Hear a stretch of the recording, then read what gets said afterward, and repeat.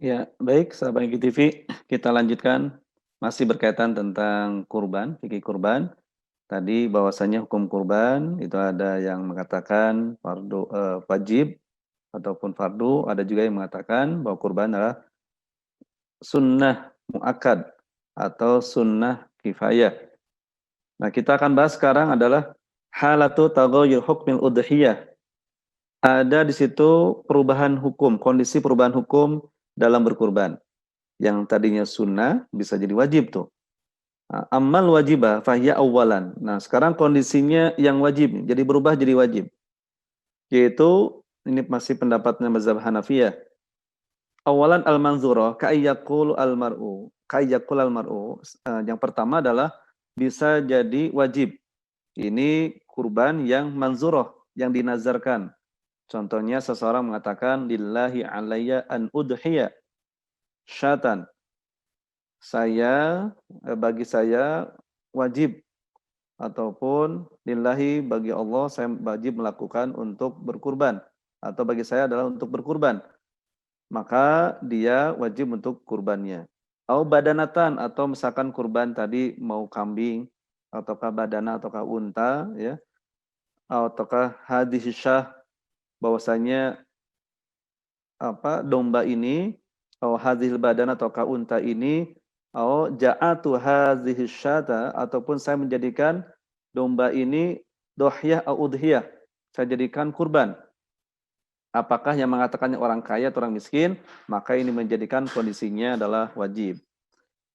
Yang kedua adalah al-mushtara lil udhiyah idza kana mushtari faqiran. Apabila hewan yang kita beli, ketika kita beli seseorang yang fakir mengatakan ini adalah untuk kurban, maka itu wajib menjadikan hewan kurban. Ini statusnya jadi wajib nih. Kemudian yang ketiga ada al-matlubah minal ghani dunal fakir fikul idin, yaitu yang diperintahkan bagi orang kaya setiap tahun, bukan orang fakir. Maka setiap tahun dia harus melakukan kurban. Ini mazhab Hanafiyah. Karena mazhab Hanafiyah bahwasanya kurban itu wajib bagi setiap individu. Jadi kalau di rumah tersebut misalkan ada 7 anggota keluarga, maka 7 tersebut wajib untuk kurban. Ini mazhabnya Hanafiyah. Nah, termasuk juga wa in waladat al-khudiyah. Kalau misalkan hewan kurban tersebut ternyata melahirkan anak, maka itu wajib disembelih dengan induknya ataupun dengan umnya. Fa in ba'ahu, dan jikalau dia menjualnya ya tasaddaq bisamanihi, maka dia wajib untuk bersedekah dengan harga hewan tersebut. Misalkan hewan tersebut ketika itu hamil ya, kemudian disembelih, maka anak tersebut wajib disembelih. Kalau enggak, maka dia jual ataupun dia sedekahkan dengan harga tersebut. Kalau anaknya harga 1 juta, maka wajib disedekahkan, tidak boleh dimakan. Nah, amma tatau, adapun kurban yang sunnah pendapat mazhab Hanafiyah, yaitu bagi orang yang musafir, termasuk orang fakir, ya, orang miskin, maka itu hal yang sunnah. Nah, tapi di sini ada pendapat di kalangan mazhab Syafi'iyah, termasuk juga mazhabnya Hanabila ataupun Hambaliyah, bahwasanya kalau dia niatnya untuk kurban dan walam yatalaffaz, belum ditalafuzkan, maka itu tidak menjadikan wajib tuh kurbannya. Tapi kalau ditalafuzkan, misalkan ketika beli hewan kurban, ini saya beli hewan ini untuk kurban, ditalafuzkan, dilafazkan, maka ini jadi wajib tuh dan tidak boleh dijual tuh hewan kurban tersebut. Tapi kalau hanya dalam hati saja, misalkan ketika beli ini hewan tersebut dalam hati saya mau kurban dengan hewan yang saya beli ini, tapi belum ditalafuzkan, artinya belum dilafazkan, maka itu tidak terkena kewajiban untuk berkurban. Kemudian sahabat MKTP yang Allah muliakan, nah sekarang adalah syarat daripada udhiyah, syarat daripada kurban. Di situ ada 3 hal yang kita akan bahas. Yang pertama syarat wajibnya kurban dan juga kesunahannya, termasuk nanti ada syarat sahnya berkurban, ya. Kemudian juga di situ kita akan bahas juga tentang syaratnya orang yang berkurbannya. Nah, yang pertama kita akan bahas di sini adalah disyaratkan wajib kurban pendapat mazhab Hanafiyah dan sunnah bagi yang lain, yaitu bagi yang mampu. bagi yang mampu. Nah, sekarang kadar kemampuan seseorang. Jadi kalau mazhab Hanafiyah itu adalah wajib kurban. Sedangkan mazhab yang lain, jumhur ulama, mayoritas ulama merupakan sunnah. Nah, sekarang kadar kemampuan seseorang untuk berkurban, kadarnya ataukah porsinya seperti apa nih? Maka pendapat mazhab Hanafiyah yaitu al-yasar ay yasaratul fitrah, yaitu kemudahan secara fitrahnya. Seperti apa? Seperti dia memiliki 200 dirham, sama seperti yang nisab zakat. Maka dia wajib untuk melakukan kurban karena dia sudah mampu. Itulah kadar kewajiban bagi mazhabnya Hanafiyah. Nah, sedangkan mazhabnya Malikiyah adalah bahwa kadar kemampuan seseorang berkurban alladzi la yahtaj ila samaniha li amrin daruriyin fi amihi walau istata'a ayyastadina istadana. Nah, bagi pendapat mazhabnya Malikiyah bahwasanya dia tidak membutuhkan terhadap harganya karena urusan yang penting pada tahun tersebut. Misalkan dia membutuhkan apapun, tidak beli apapun, ya pokoknya nggak ada yang membutuhkan. Misalkan anak tidak membutuhkan untuk sekolah, bayar sekolah dan sebagainya. Nah, itu kadar kemampuannya. Walau istato ayastadina, kalau dia mampu untuk berhutang, maka berhutanglah. Bahkan kata mazhab Malikiyah, ya dianjurkan untuk berhutang saja. Yaitu kadar kemampuan. Nah, sedangkan al-mustati 'alaiha inda Syafi'iyah, kadar kemampuan orang yang berkurban bagi mazhab Syafi'iyah yaitu man yamlik samanaha, orang yang memiliki harganya. Jadi harga misalkan harga domba 3 juta. Zaidan ada lebihnya an hajatihi, itu dari kebutuhan pokoknya, wa hajah man ya'uluhu ataupun hajat kebutuhan yang ditanggung oleh dirinya, yaitu misalkan istrinya, anaknya, yaumal id pada hari Id, wa ayyamat tasyrik dan 3 hari tasyrik. Jadi misalkan harga kurban itu, harga domba itu 3 juta. Kemudian dia 3 hari dengan keluarganya makan selama 4 hari, tanggal 10 Zulhijjah, 11, 12, 13.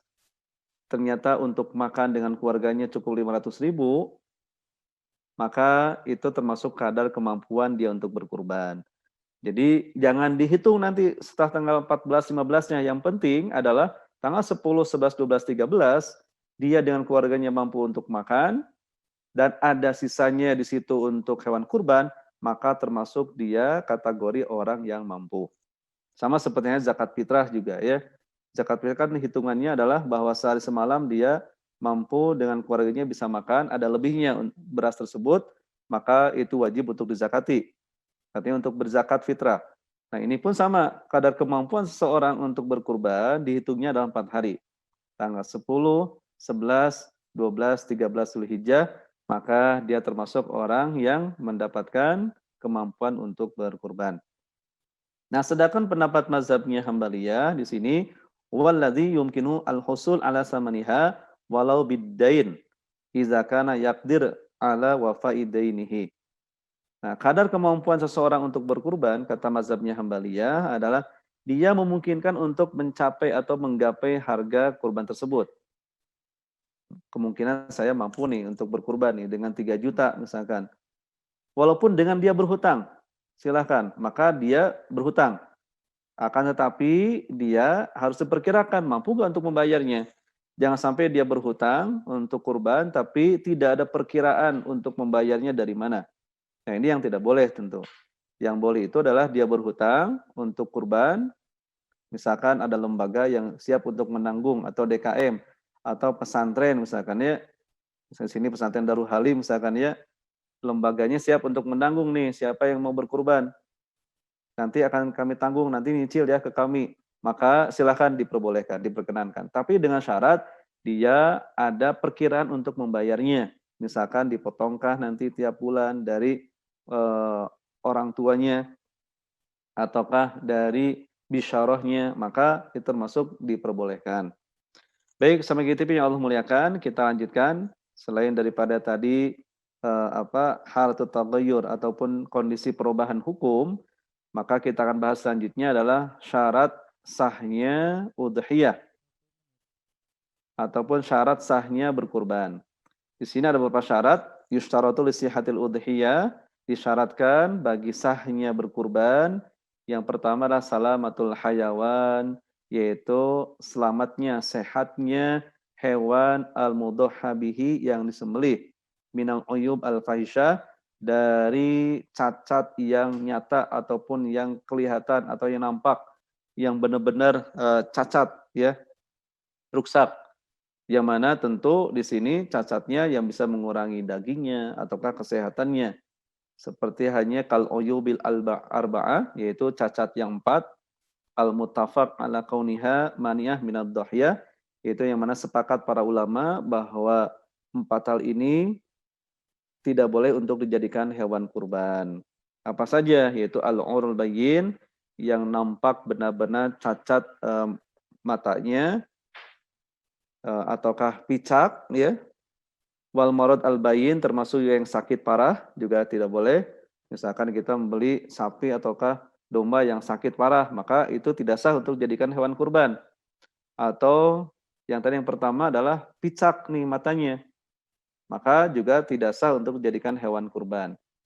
Kemudian al-araj yang pincang juga itu tidak boleh kita jadikan untuk hewan kurban. Kemudian wal ajaf ataupun al-huzal, yaitu hewan yang kurus, yang kelihatan ya tulangnya, sumsumnya, maka fala tajzi al-aura al-bayyin auruha. Jadi tidak sah untuk dijadikan hewan kurban.